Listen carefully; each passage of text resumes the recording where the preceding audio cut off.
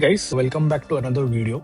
So in this video, I'm going to talk about Clay and the number one pain point a lot of users face when using Clay are Clay credits because literally 60 to 70% of all of your enrichments, if you're going to use Clay for your enrichments, are going to be with the help of Clay credits. And if you don't have any API keys of yourselves, you'll be obviously using Clay credits. And when you use that, it becomes very important that you forecast or have like an estimate as to the number of credits you would be using for a certain project. Say, for example, you're going to enrich a certain list of contacts and companies. It's great beforehand if you know the number of credits you can use on an estimate basis so that you have an idea as to the investment which you need to make and plan accordingly. So for that, there are two ways of doing it. The first way is a simpler way, which Clay enables you to do that. So over here, Clay has this web page called Credits Calculator.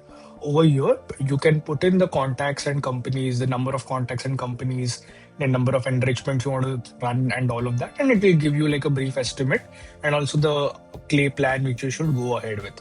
So I'll just give you a brief walkthrough with an example. So for example, say I want to enrich 1,000 companies. This is a one-off project. I want to enrich 1,000 companies, and I wanted to scrape its LinkedIn profile because obviously that's the best way to get a lot of info. I want the employee count. I want the tech stack.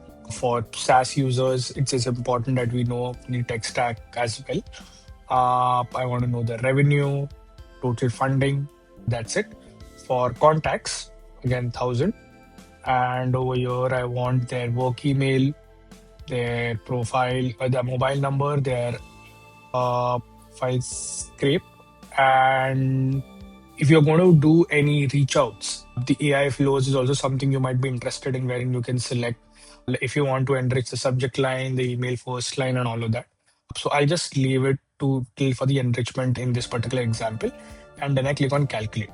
So over here, if you see on a monthly basis, it says if I want to do it for 1,000 companies, it's 31,000 credits, the credits that would be needed, and accordingly, it suggests the pro plan.